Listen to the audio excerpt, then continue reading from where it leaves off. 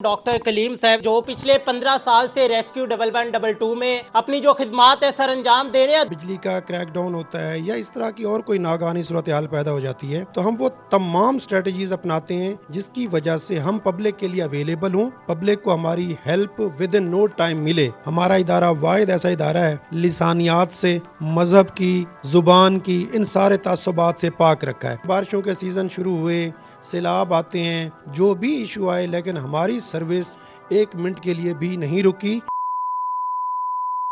अस्सलाम वालेकुम नाज़रीन, मैं हूं आपका मेज़बान मोहम्मद अकमल और आप देख रहे हैं पाकिस्तान स्टोरीज। आज आपकी मुलाकात करवाने आया हूं डॉक्टर कलीम साहब से जो कि डिस्ट्रिक्ट इमरजेंसी ऑफिसर मुल्तान में तैनात है और पिछले 15 साल से रेस्क्यू 1112 में अपनी जो खिदमात है सर अंजाम दे रहे हैं। 2 दिन पहले मुल्क में बिजली का क्रैकडाउन हो जाता है, तमाम तर जो मामला थे मुअत्तल हो जाते हैं, तमाम तर सरगर्मियाँ रुक जाती है। वहीं पर मुल्तान रेस्क्यू 1112 की जानिब से एक इनिशिएटिव लिया जाता है कि जो वह आवाम है किसी भी मुश्किल में फंसी हो तो तमाम तर नेटवर्क जो थे वो बंद थे, इन्होंने अपने प्राइवेट 2 नंबर निकाले हैं और मीडिया के जरिए उन्हें लोगों तक पहुंचाया है कि आप इन पर कांटेक्ट कर सकते हैं। इसके अलावा रेस्क्यू 1112 की जो गाड़ियां थी वो मुख्तलिफ चौकों पर, चौराहों पर पहुंचा दी गई कि ताकि अगर किसी को मदद की जरूरत हो तो उन्हें गाड़ियां भी नजर आ रही हो और वो प्राइवेट नंबर पर राब्ता करके हेल्प भी हासिल कर सकते हैं।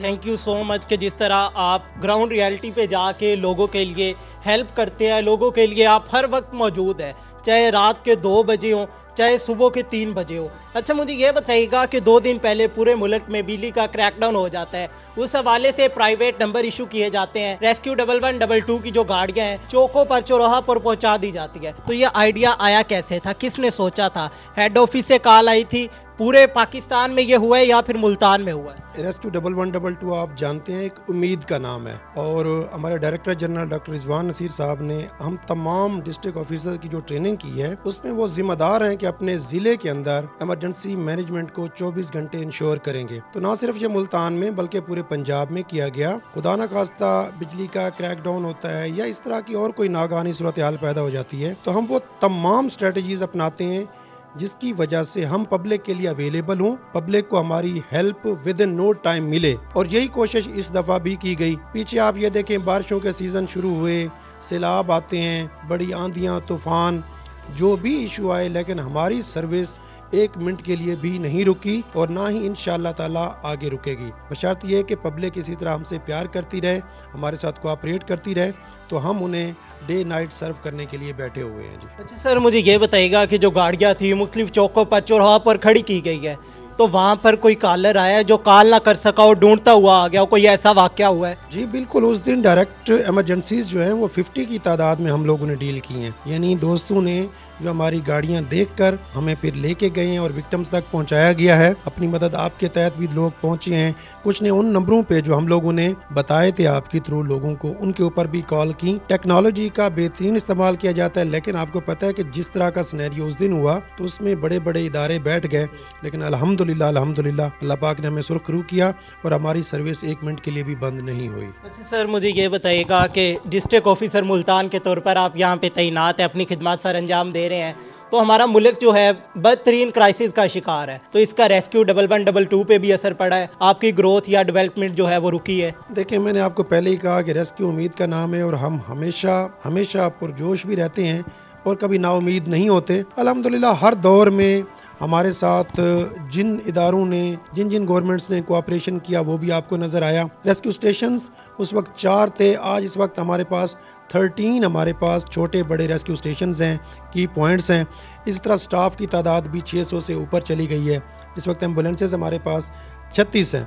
अभी आपको मैं बताऊं कि 10.5 जो हमारे रेस्क्यू स्टेशन जिनकी तामीर चल रही है, मतीता रोड पे एक बड़ा state of the art model station बन रहा है, मखदूम रशीद में हमारा एक state of the art town station बन रहा है। हमारी ग्रोथ का सिलसिला चल रहा है और एज़ पर नीड इंशाल्लाह चलता रहेगा, क्योंकि आप ये देखें हमारा इदारा वाहिद ऐसा इदारा है जिसे डायरेक्टर जनरल रिजवान नसीर साहब ने लिसानियात से, मजहब की, जुबान की, इन सारे तासुबात से पाक रखा है। हमने पाकिस्तान के शहरी की और जो भी लोग यहाँ पर हैं बग़ैर रंग व नस्ल की तमीज़ के, बग़ैर किसी सियासी अटैचमेंट के, हमने सबकी हेल्प करनी है और हर हाल में हेल्प करनी है।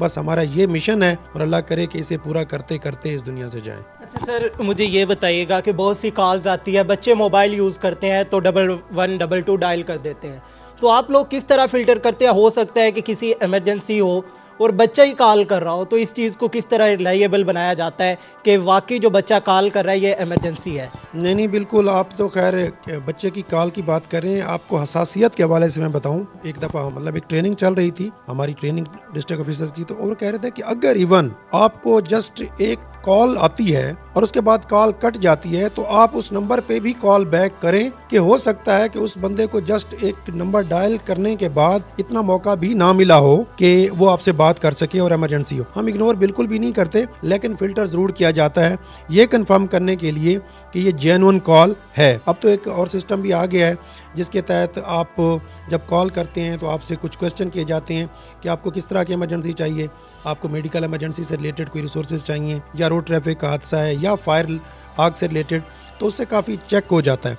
आप ये बात आपके ज़हन से निकल जानी चाहिए कि हमसे कोई कॉल, इमरजेंसी कॉल इग्नोर हो जाए। ये कभी नहीं हुआ और अल्लाह करे आइंदा भी ना हो।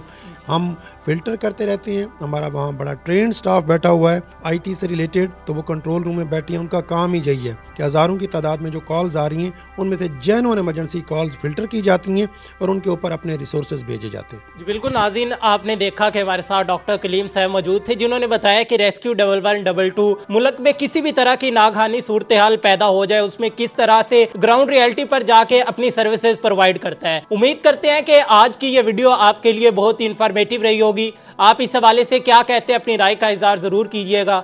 अपने मेज़बान मोहम्मद अकमल को दीजिए इजाज़त। अल्लाह निगहबान।